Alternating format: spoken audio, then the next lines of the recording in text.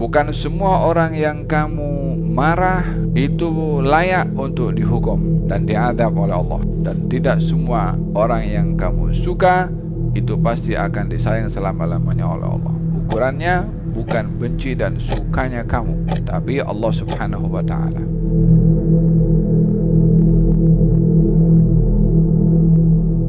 Jama'ana Allah wa iyyakum ma'ahu fi daril karamah fi maq'adi sidqin inda malik muqtadir birahmatika ya arhamar rahimin. Amma ba'du. Masih dalam surat Al-Fatah, mengkaji dan bertadarus memahami akan Al-Quranul Karim. Khairukum man ta'allama Al-Qur'ana wa 'allamahu. Sebaik-baik kamu yang belajar Al-Quran dan mengajarkannya. Kita sampai ayat yang ke-14 daripada surat Al-Fatah. Allah Subhanahu wa ta'ala berfirman, walillahi mulkus samawati wal ard yaghfiru liman yasha'u wa yu'adzibu man yasha' wa kana Allahu ghafurar rahima. Milik Allah segala kerajaan di langit dan di bumi.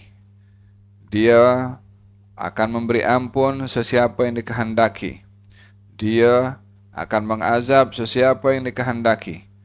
Sesungguhnya Allah Maha mengampuni lagi mengasihi.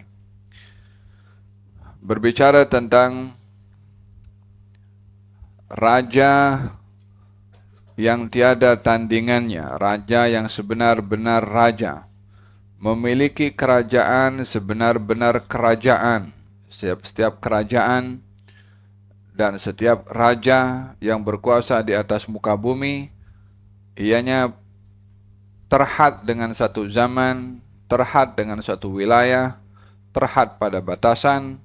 Segala-galanya akan terbatas atau terhad, kecuali Allah Subhanahu wa ta'ala. Dialah yang maha raja daripada seluruh raja. Dia berhak untuk memberikan kerajaannya kepada sesiapa yang dikehendaki. Dia juga berhak untuk mencabut kerajaan daripada sesiapa yang dikehendaki. Qulillahumma malikal mulki tu'til mulka man tasha' wa tanzi'ul mulka mimman tasha' wa tu'izzu man tasha' wa tudhillu man tasha' biyadikal khair innaka ala kulli syai'in qadir. Dialah Allah yang maha memiliki kerajaan, malikal mulk, memiliki segala kerajaan. Akan memberi kerajaan kepada siapa yang dikehendaki dan akan diambil kerajaan daripada sesiapa yang dikehendaki. Faham dong? Dalam hal ini Allah Subhanahu wa ta'ala memberitahukan kepada semua yang memiliki kekuasaan bahwasanya kekuasaan kamu itu relatif, subjektif. Tiba ajal inna lillahi wa inna ilaihi raji'un, tak jadi raja lagi dah. Wa illa kena rampas dengan orang lain, tak jadi raja dah. Tapi siapa yang boleh merampas kerajaannya Allah? Siapa yang boleh membatasi kerajaannya Allah Subhanahu wa ta'ala? Bila manusia di atas muka bumi sini punya kerajaan terhad, entah berapa kilometer persegi dia punya kekuasaan, mungkin 100 kilo, 200 kilo. Tak ada orang berkuasa menguasai bumi secara keseluruhan. Mau Namrudnya, mau Fir'aunnya, mau Bukhtanasarnya, mau siapa. Terhad kalau wilayah tertentu je. Lepas tu orang lain dah gantikan dah. Tak ada siapa yang kekal dalam menjadi penguasa dan tiada yang memiliki kekuasaan menyeluruh di atas muka bumi. Namun Allah Subhanahu wa ta'ala yang maha berkuasa, bukan hanya di bumi tapi di alam semesta ini, ditadbir segala keseluruhannya oleh Allah Subhanahu wa ta'ala. Semut ada kerajaannya, yang mentadbir adalah Allah. Binatang-binatang seperti lebah ada kerajaannya, yang mentadbir adalah Allah. Mana ada orang boleh tadbir kerajaan semut? Mana ada orang boleh tadbir kerajaan daripada binatang-binatang yang lain kecuali Allah Subhanahu wa ta'ala. Ditunjukkan kerajaan Allah Subhanahu wa ta'ala dengan diberikan kepada sebahagian daripada hamba-hambanya yang terpilih, sehingga ada daripada hamba Allah yang terpilih mentadbir bukan hanya manusia, tapi mentadbir binatang, mentadbir juga jin, mentadbir juga syaitan. Nabi Sulaiman alaihi wa ala nabiyina afdhalus salatu wassalam diberi oleh Allah kekuasaan bukan hanya memimpin manusia, Tapi binatang pun juga dipimpin. Boleh memahami bahasa semut, boleh memahami bahasa burung, boleh memahami segala bahasa. Mentadbir jin, mentadbir syaitan pun juga dipimpin oleh Nabi Sulaiman alaihi wa ala nabiyina afdhalus salatu wassalam. Olehada dalam Al-Quran diceritakan oleh Allah subhanahu wa ta'ala bagaimana Nabi Sulaiman memerintahkan kepada jin untuk membangun bangunan yang megah yang mungkin manusia tidak boleh membangunnya. Nabi Sulaiman mentadbir binatang. Burung hudhud diutus oleh Nabi Sulaiman untuk menghantarkan surat ke Yaman untuk mengajak kepada Ratu Balqis beriman kepada Allah Subhanahu wa taala. Lalu di satu kawasan mendengar bahasa semut, mengatakan kepada semut yang lain, ya pemimpin semut, rajanya semut. Ya waqalat namlatun, ya ayuhan namlu udkhulu masakinakum la yahtimannakum Sulaiman wa junuduhu wa hum la yash'urun. Hai sekalian semut, masuklah kamu ke rumah masing-masing. Jangan sampai kamu dipijak oleh Nabi Sulaiman dan tentera-tenteranya sementara mereka tidak sadar. Fatabassama dhahikan min qawliha. Nabi Sulaiman tersenyum mendengar bahasa semut. Hai, paham bahasa semut, dengar bahasa semut.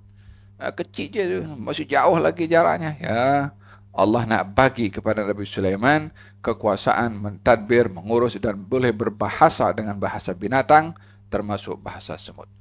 Hal ini baru sebahagian daripada kerajaannya Allah yang ditunjukkan dan diberikan oleh Nabi Sulaiman alaihi wa ala nabina afdhalus salati wassalam. Ditunjukkan kerajaannya Allah subhanahu wa ta'ala kepada Dzulqarnain yang boleh mengelilingi dunia ini dengan kecepatan yang luar biasa, mentadbir seluruh wilayah, berbahasa dengan orang yang tak boleh berbicara. Dalam surat Al-Kahfi diceritakan oleh Allah, Nabi Dzulqarnain datang ke suatu tempat, orang itu tak pandai berbicara.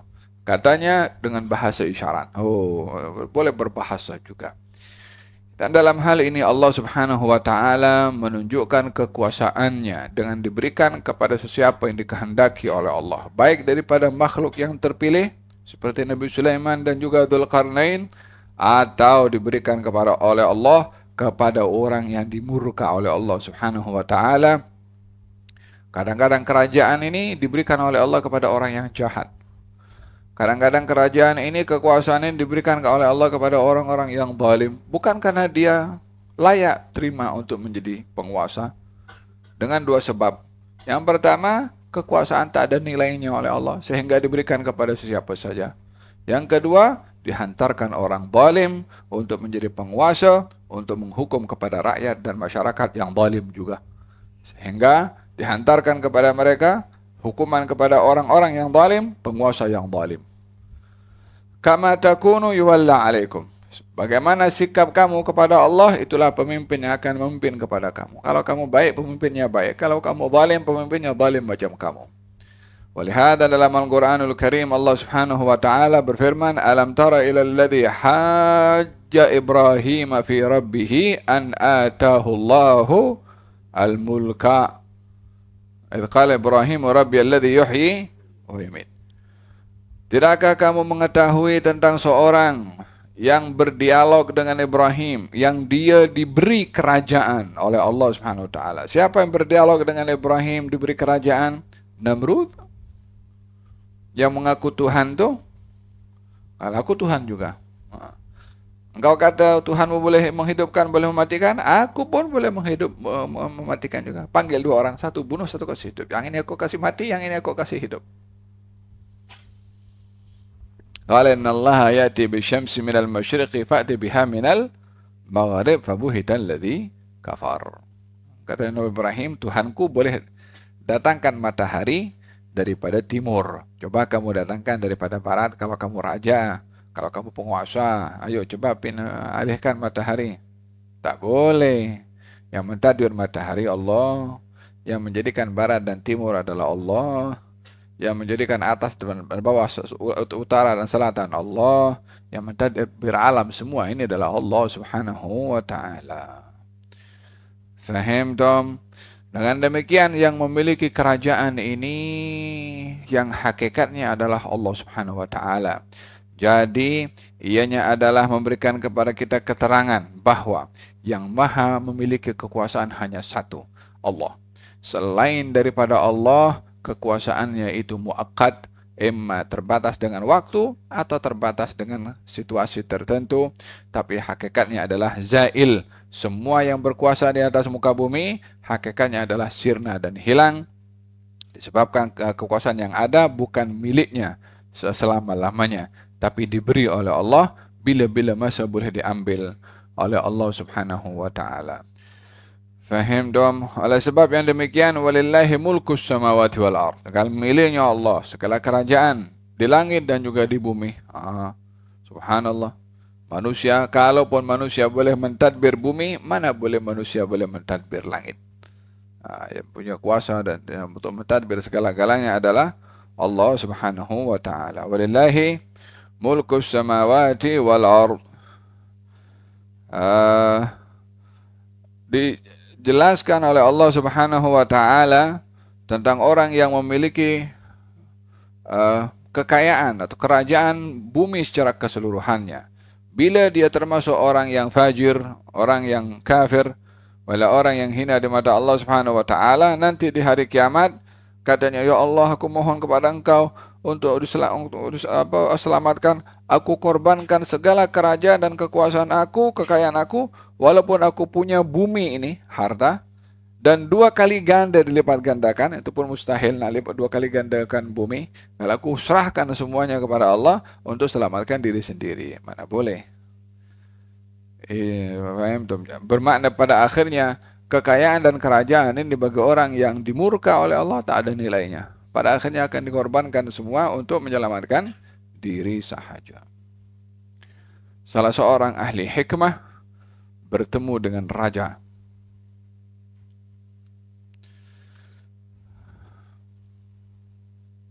Katanya, wahai raja, kalau Allah memberikan kepada kamu minuman, dan minuman ini mesti kamu membelinya dengan separuh kekayaan kamu bila kamu makan makanan dan makanan itu sangkut, yakni makan makanan sangkut. Tak boleh masuk kecuali dengan didorong oleh air. Tapi air hanya ada 1 cawan.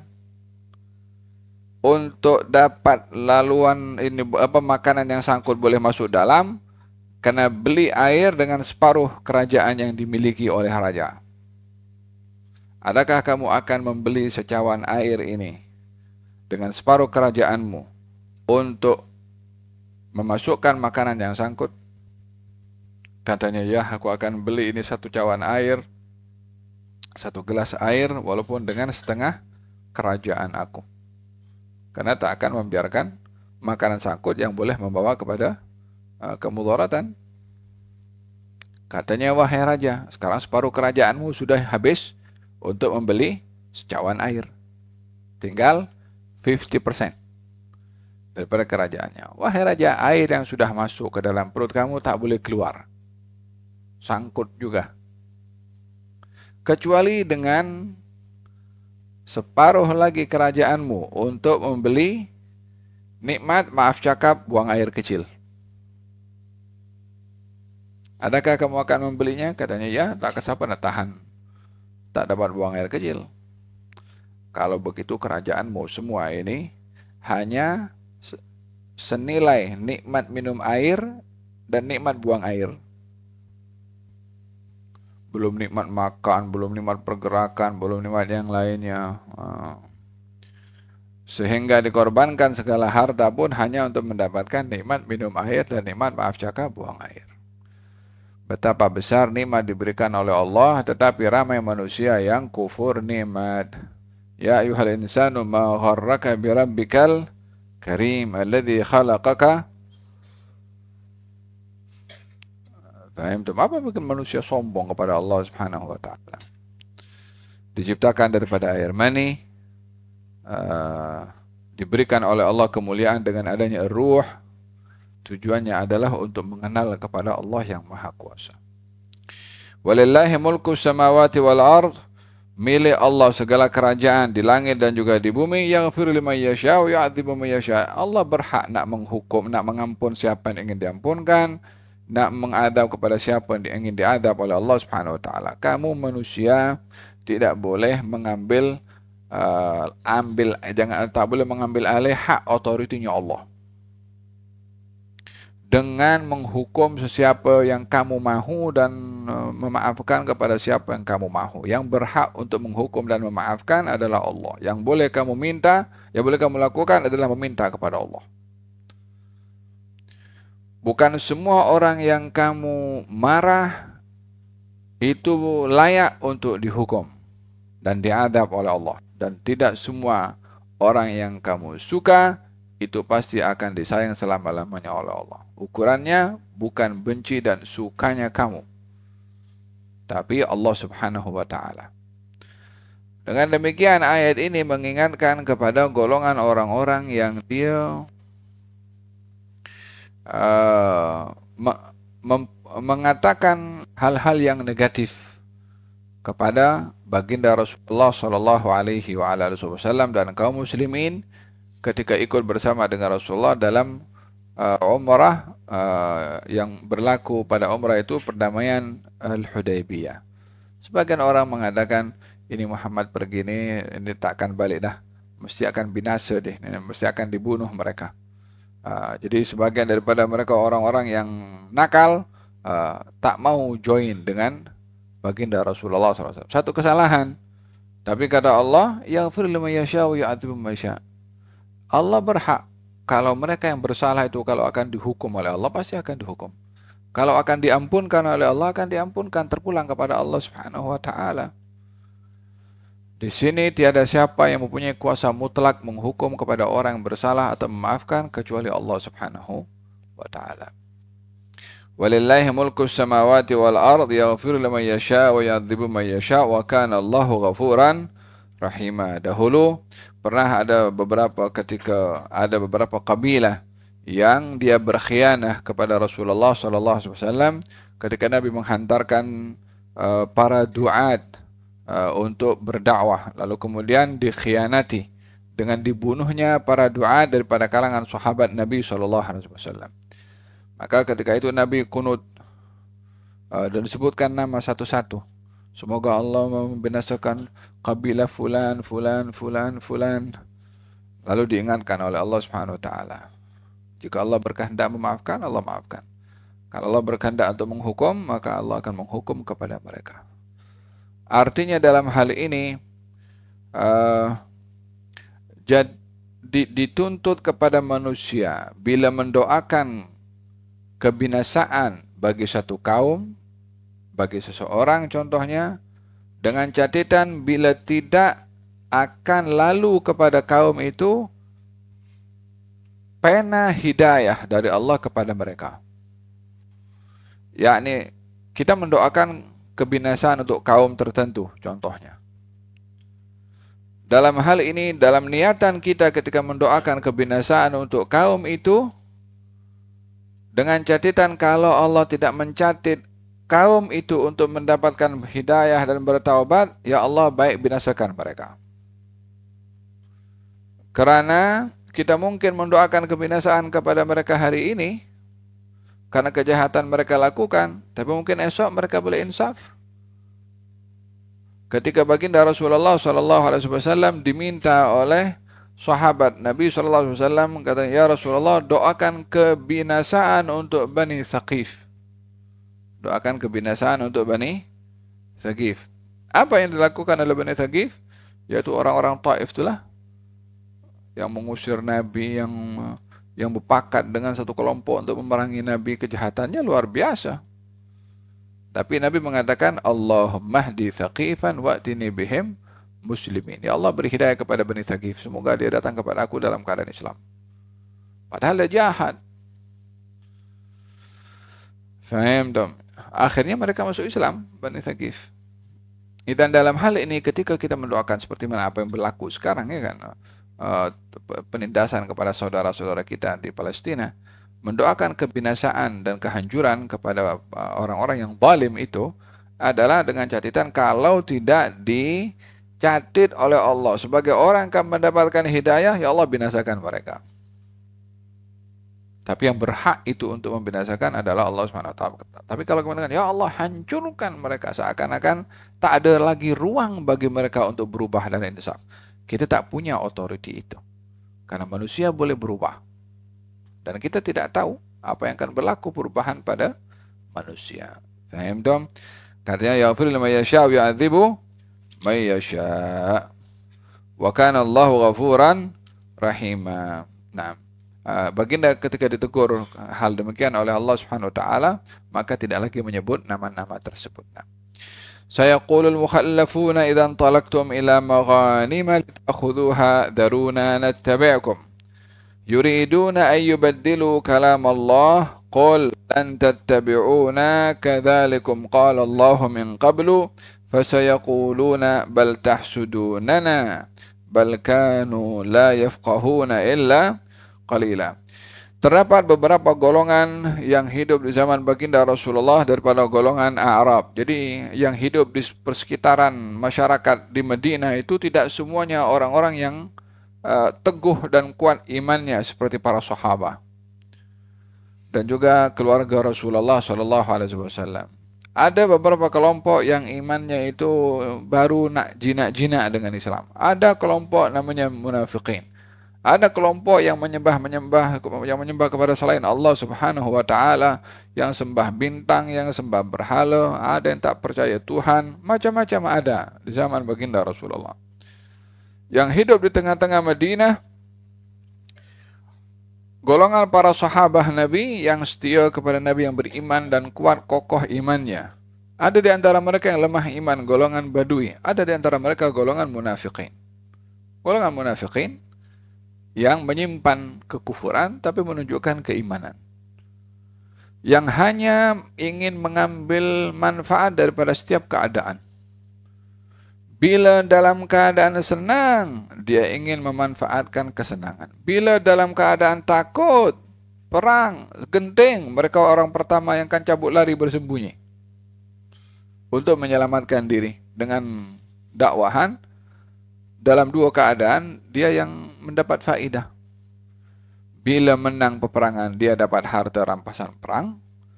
Bila diajak untuk berperang dan nampak peperangan itu tidak seimbang jumlahnya, golongan kaum muslimin lebih sedikit, golongan ini adalah golongan pertama yang cabut lari. Yang sakit perut ke, yang ini ke, macam-macam alasannya untuk tidak ikut bersama dengan Rasulullah, hakikatnya takut mati. Bila join perang tujuannya untuk mendapatkan harta rampasan perang. Golongan seperti ini pun ada. Dan di sini kita belajar bagaimana baginda Rasulullah berinteraksi dengan golongan-golongan seperti ini. Ad-dinu al-mu'amalah. Agama ini intipatinya adalah mu'amalah. Bagaimana mengaplikasikan diri dalam berinteraksi dengan macam-macam kelompok. Dengan teman yang baik macam mana. Dengan orang-orang yang punya sifat hipokrit pun macam mana. Ada kalanya mengambil sikap al-mudarah. Mudarah itu mengorbankan keduniaan untuk menjaga agama. yakni nampak baik hubungan dengan golongan-golongan tertentu semata-mata untuk mengelak daripada kejahatan golongan itu. Yakni berbaik dengan orang-orang yang jahat demi untuk melindungi diri daripada kejahatannya. Pada batasan itu bukan baik dalam segala hal, tidak. Sebatas kita boleh terselamat daripada kejahatannya. Kalau saya qulul mukhallafuna, orang-orang yang tidak ikut perang bersama dengan Rasulullah atau tidak ikut bersama dengan Rasulullah dalam perjalanan ke Mekah untuk melaksanakan umrah, ketika Nabi SAW balik daripada umrah dan ada rancangan untuk pergi ke Khaybar bersama dengan kaum muslimin, golongan yang tidak ikut bersama dengan Nabi untuk pergi ke umrah tempoh hari menawarkan diri, ya Rasulullah, kami naik dengan engkau pergi ke Khaybar. Macam semut nampak gula. Golongan ini, sebagaimana saya katakan, golongan orang yang ingin mengambil peluang dalam setiap keadaan. ingin menyelamatkan diri daripada setiap keadaan. Ketika Nabi ingin pergi ke umrah dengan 1.400 orang dan hanya memakai pakaian ihram sahaja, persenjataan terhad, karena tujuannya ibadah, tak ada keuntungan material yang didapat. Golongan yang suka mengambil peluang manfaat saja ini, dia kata aku tak nak ikut. Macam-macam alasannya. Golongan ini tidak ikut. Apa sebabnya? Sebab ikut pun apa dia dapat? Letih, panas, hanya boleh tawaf saja. Dia orang tak percaya pun. Dia pun lemah imannya, atau mungkin jinak-jinak, atau mungkin baru nak kenal. Jadi, ukuran manfaat bagi mereka hanya bersifat material sahaja. Golongan ini, ketika Nabi pergi ke umrah, tidak ikut disebabkan oleh karena tidak melihat apa-apa faedah bersifat material yang kembali kepada diri mereka. Ketika Nabi berhasrat pergi ke Khaybar, dan Khaybar adalah wilayah yang penuh dengan harta, korma, dan macam-macam kekayaan yang ada di situ yang dimiliki oleh orang-orang Yahudi ketika ingin Nabi berperang dengan mereka. Golongan ini melihat, oh ini kalau menang, kita mesti dapat duit nih. Kita dapat harta rampasan perang. Kita dapat keuntungan. Kita dapat faedah.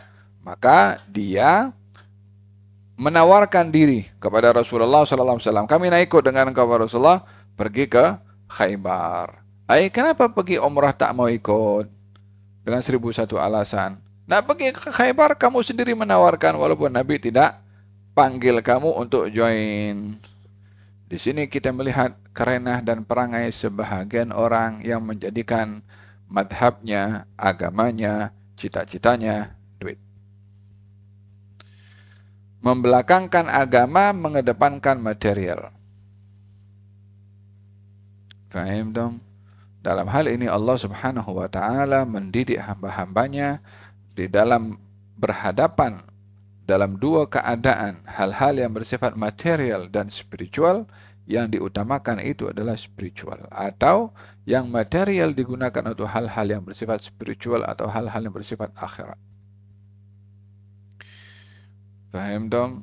Kalau kaum muslimin ketika perang Badar, itu awalnya kaum muslimin keluar daripada Madinah itu untuk rampas harta yang dibawa oleh Abu Sufyan dalam kafilah perniagaannya daripada satu wilayah ke wilayah, nak balik pergi ke Mekah, bawa harta perniagaan. Kaum muslimin keluar, ingin rampas itu harta. Apa sebab? Sebab harta kaum muslimin di Mekah dirampas oleh mereka. So kaum muslimin waktu itu ingin menuntut hak mereka sendiri yang dirampas. Dalam hal ini bukan rompak duit orang, tapi mengambil hak yang dirampas oleh orang. Mengambil balik haknya. Ketika sampai di perjalanan, ternyata Allah berkehendak untuk niat kaum muslimin waktu itu tidak tercapai. Dan tidak diizinkan oleh Allah Subhanahu wa Ta'ala. Yang Allah mahukan, perang. Yang Allah mahukan, lawan kepada kaum musyrikin yang mencabar kaum muslimin dalam peperangan Badar. Kaum muslimin keluar untuk mengambil hak mereka berupa duit. Allah Subhanahu wa Ta'ala memberikan pilihan untuk berhadapan dengan mereka, yaitu dengan berjihad. Antara menuntut hak keuangan dan juga jihad. Allah pilih jihad untuk kaum muslimin. Akhirnya menang dalam perang Badar itu. Apa yang didapat? Dunia dapat, akhirat dapat. Menang dalam peperangan, dapat harta rampasan perang, dan mendapat pahala dari Allah Subhanahu wa Ta'ala. Kalau tadi keluar hanya mengambil haknya sendiri, ya dapat haknya sendiri saja. Wa turiduna ghaira dzati syaukati takunu lakum. Ketika kamu keluar dan kamu ingin mengambil hak kamu dan kamu kurang menginginkan untuk perang, wa yuridullahu al-haqqa. Tapi Allah mahu kebenaran, mahu yang lebih baik, mahu yang lebih mulia bagi kamu. Akhirnya yang dicari berupa dunia, Allah Subhanahu wa Ta'ala bagi dua, dunia dan akhirat sekali. Sebab mematuhi apa yang dipilih oleh Allah untuk mereka. Faham tuh? Tapi golongan tertentu masih mendahulukan hal-hal yang bersifat material, sehingga katanya sayaqulu mukhallafuna Orang-orang yang mukhallaf tidak ikut dalam keluar bersama dengan Rasulullah ketika pergi ke umrah, mengatakan kepada Rasulullah dan kaum muslimin, kalau kamu ingin keluar sekali lagi, yakni menuju ke Khaybar untuk berperang, ila maghanima, kalau kamu keluar sekali lagi kepada tempat yang boleh mendapatkan keuntungan bersifat material. Ini mukhallaf yang tak ikut dengan Nabi dalam umrah, katanya kalau kamu ingin pergi untuk mengambil harta rampasan perang, yakni harta bersifat material, tujuan dalam pikiran mereka hanya material sahaja. Padahal Nabi keluar pergi umrah, pergi ke jihad, pergi ke Khaybar adalah untuk menegakkan kalimatnya Allah, untuk jihad. Hasil yang didapat daripada jihad berupa harta rampasan perang bukan tujuan. Itu ketetapan hukum yang terjadi dalam peperangan. Dharuna nattabi'akum, izinkan kami ikut bersama dengan engkau. Yuriduna ayyubaddilu kalam Allah. Mereka berusaha untuk memanipulit firman-Nya Allah Subhanahu wa taala. Ya subhanallah. Manipulasi kepada firman-Nya Allah Subhanahu wa taala. Yang suruh Nabi pergi ke umrah adalah Allah Subhanahu wa taala. Yang membimbing dan melindungi Rasulullah adalah Allah Subhanahu wa taala. Ini golongan orang mukhallaf mengatakan ini Muhammad kan pergi ini Nabi umrah apa semua ini kan dengan keterbatasan yang ada, senjata apa semua, nak pakai baju ihram, sementara ini tempat musyrikin, tempat yang sedang kita berperang dengan mereka. Macam mana kalau mereka keluar dengan tentara, pakai baju besi, persenjataan, sementara kaum muslimin pakai baju ihram? Ini mesti mati semua ini. Ini menyerahkan nyawa mereka untuk dibunuh dengan mudah.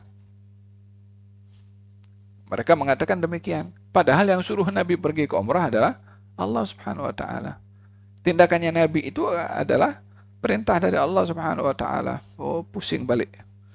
Firman Allah difahami dengan makna yang keliru atau memanipulit supaya mereka tidak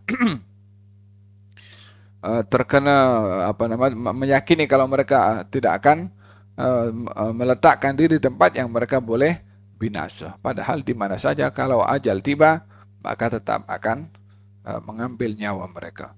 Yuriduna ayyubaddilu kalam Allah. Qul lan tattabi'una.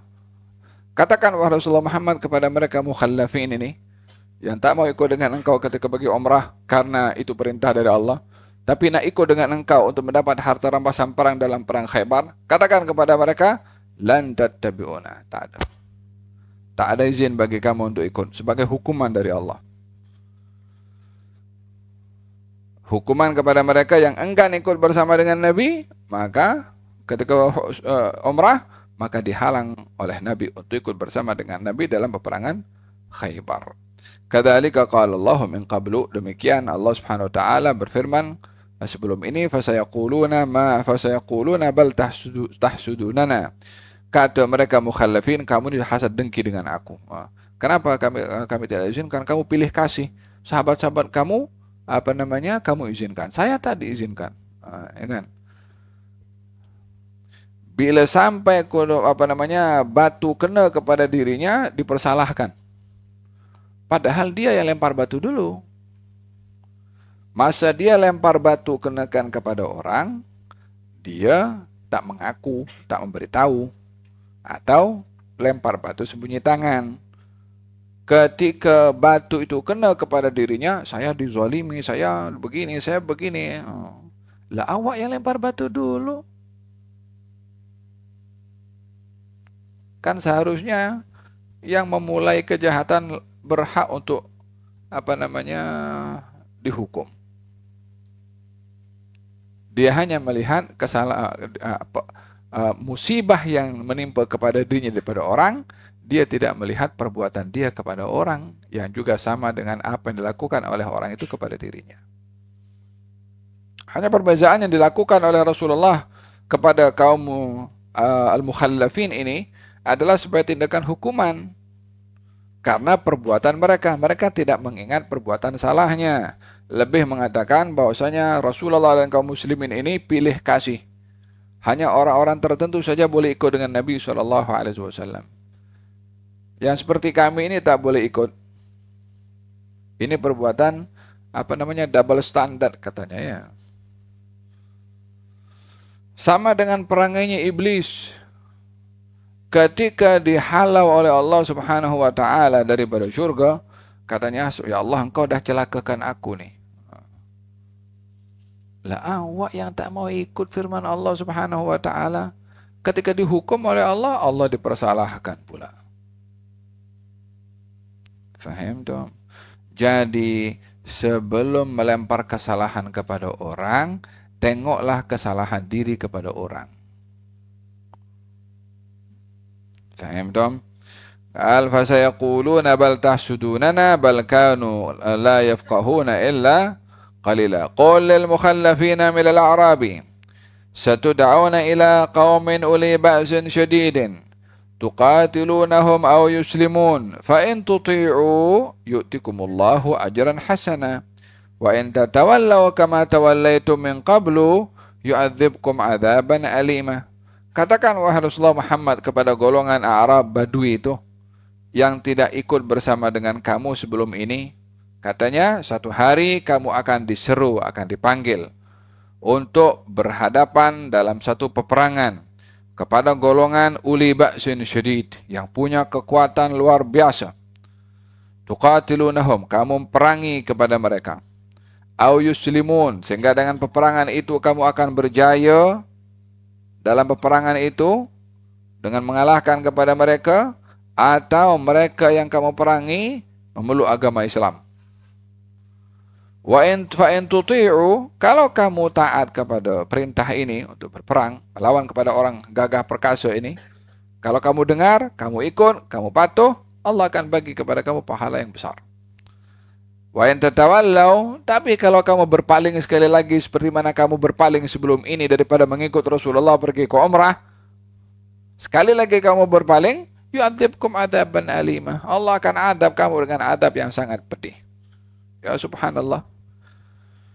Kaum Al-A'rab yang tidak ikut bersama dengan Rasulullah pada umrah itu menawarkan diri untuk ikut Rasulullah dalam perang Khaybar, tapi tak diizinkan oleh Nabi. Yang ini kamu tak boleh ikut. Sebagai hukuman kepada kamu. Sama juga dengan golongan kaum munafiqin dalam peperangan Uhud, yang kaum muslimin kembali ke Madinah dalam keadaan kalah, lalu Nabi ingin berhadapan sekali lagi dengan kaum musyrikin di Hamra al-Asad, Nabi tak izinkan kaum munafiqin ikut.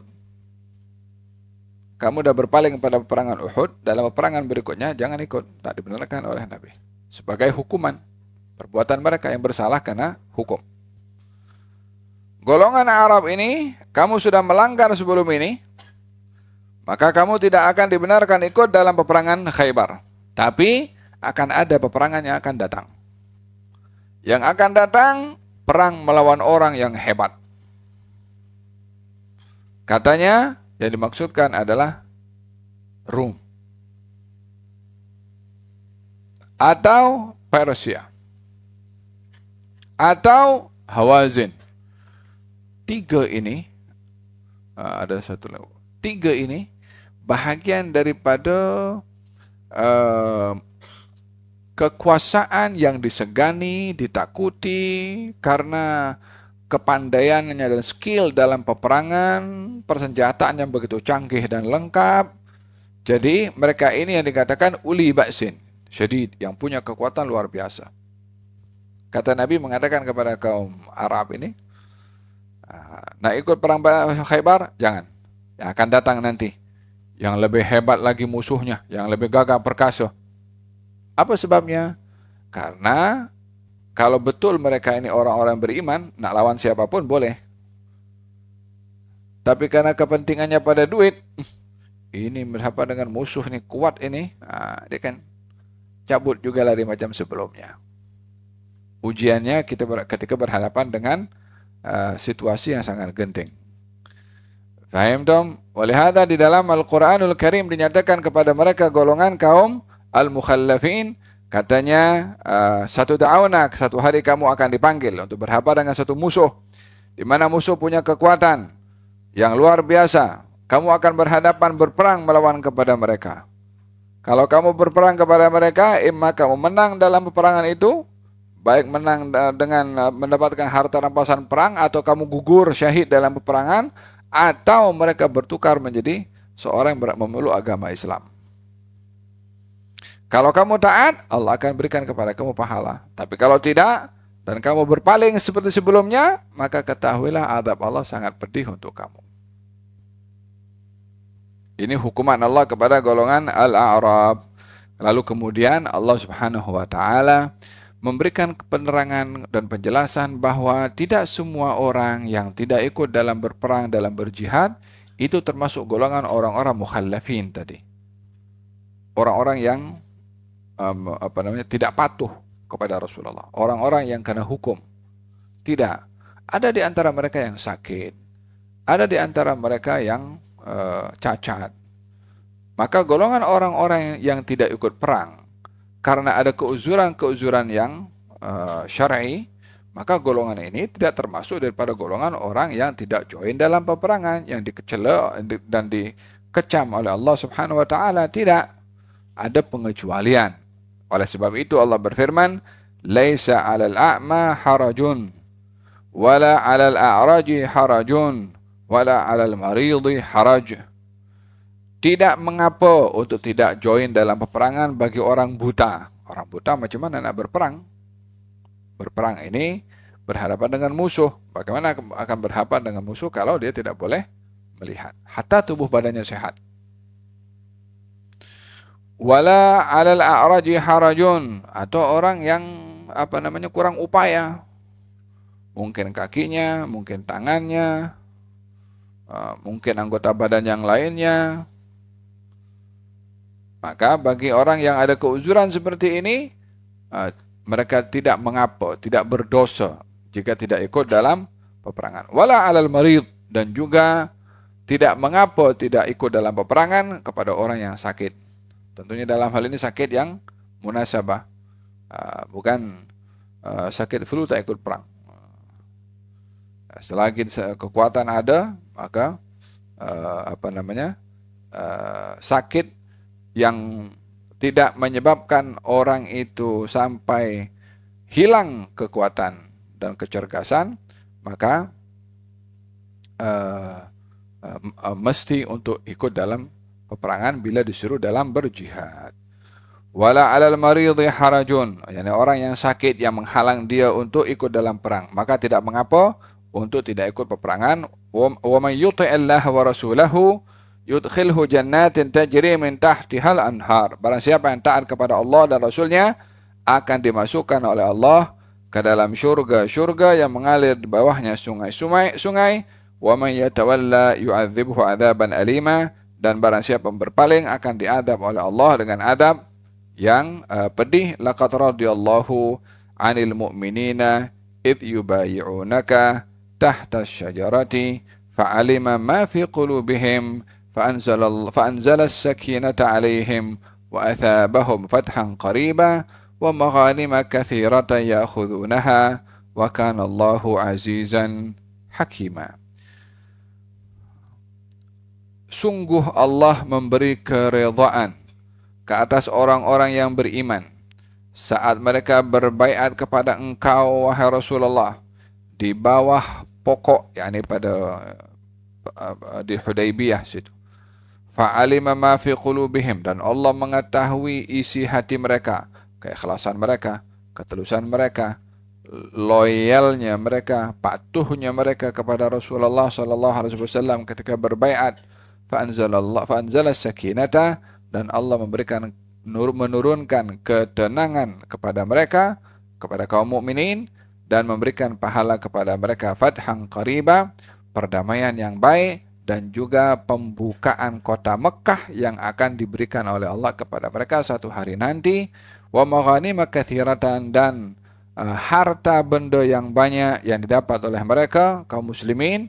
Wa kana Allahu azizan hakima, sesungguhnya Allah Subhanahu wa taala Maha perkasa lagi Maha bijaksana. Ayat ini menunjukkan betapa mulia kedudukan para sahabat yang berbaiat kepada Rasulullah dalam perjanjian damai Hudaybiyah, atau dalam bai'atur ridwan. Bai'at itu dinamakan bai'atu ar-ridwan. Sebelum ini saya jelaskan bahwasanya kaum muslimin berbaiat kepada Rasulullah untuk menuntut darahnya Sayyidina Utsman bin Affan yang dikhabarkan dibunuh. Ya kan, kita sudah jelaskan sebelum ini. Maka baiat itu dinamakan bai'atur ridwan. Apa sebab diberi nama bai'atur ridwan? Disebabkan oleh karena kaum muslimin yang berbaiat kepada Rasulullah, Allah Subhanahu wa taala berikan kepada mereka redha. Seperti dalam ayat ini, laqad radiyallahu 'anil mu'minin. Allah redha kepada orang beriman ketika berbaiat kepada engkau. Oleh karena baiat itu menjadi asbab datangnya ridha dari Allah, maka baiat itu dinamakan bai'atur ridwan. Baiat ridha. Baiat itu berlaku di bawah satu pokok samurah dekat Hudaybiyah situ. Pokok itu pun diberi nama Syajaratur Ridwan. Pokok Ridwan.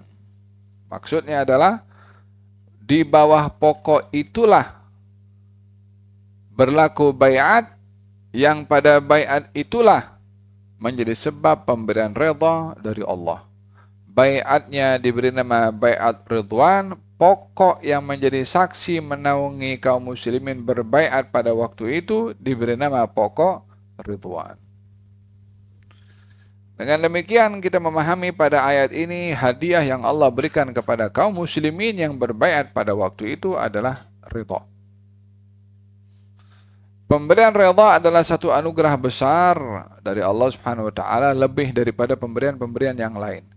Lebih daripada harta rampasan perang, lebih daripada pahala-pahala yang lain yang high, yang tertinggi sekali, itu adalah redha dari Allah Subhanahu wa taala. Walihada di antara yang dianjurkan untuk kita meminta kepada Allah adalah meminta ridha. Allahumma inna nas'aluka ridhaka wal jannah wa na'udzubika min sakhatika wan nar. Meminta ridha dari Allah Subhanahu wa taala. Walihada di antara hadis Nabi Muhammad sallallahu alaihi wasallam, barang siapa yang mengatakan di waktu pagi dan petang, raditu billahi rabban wa bil islami dinan, Abi Muhammadin sallallahu alaihi wasallam nabiyyan wa rasulah, fa haqqun 'ala Allahi an yurdiyahu. Maka dia berhak untuk mendapatkan redha dari Allah Subhanahu wa taala. Itulah yang biasa dibaca dalam Wirdul Latif. Nah. Laqad radiyallahu 'anil mu'minina idh yubayyi'unaka tahta asy-syajarati fa'alima ma fi qulubihim. Dan Allah tahu isi hati mereka. Kaum muslimin waktu itu berbaiat ikhlas, tulus, sabat, patuh, tunduk kepada Allah dan juga kepada Rasulnya. Maka walaupun dalam situasi yang sangat sukar, fa'anzalas sakinata, maka Allah memberikan kepada mereka sakinah, dan Allah Subhanahu wa taala memberikan kepada mereka pahala, dan Allah menjanjikan fathan qariba, yakni kemenangan yang dekat. Merujuk kepada kaum muslimin yang ketika itu tak boleh masuk Mekah, tapi nanti Mekah bukan hanya kamu masuk, tapi kamu sudah menguasai Mekah. Bukan hanya masuk sebagai pendatang, bukan hanya masuk untuk tawaf, bukan masuk untuk hanya berziarah, tapi masuk dalam keadaan ia menjadi wilayah yang dikuasai oleh kaum muslimin. Yakni kemenangan yang mutlak diberikan oleh Allah kepada kaum al-muslimin. Itu janji Allah kepada mereka atas patuhnya mereka kepada Allah dan Rasulnya, atas loyalnya mereka kepada Allah dan juga kepada Rasulnya, dibalas dengan pembalasan yang besar oleh Allah Subhanahu wa taala berupa kemenangan yang luar biasa. Wa maghanim katsiratan, dan bukan hanya kota Mekah akan jatuh kepada kamu, tapi berupa harta yang banyak yang ya'khudunaha, yang diambil oleh mereka. Wa kana Allahu azizan hakima. Wallahu ta'ala alam bissawab. Kita akan teruskan pada ayat yang ke-20 insyaallah pada pertemuan hari esok.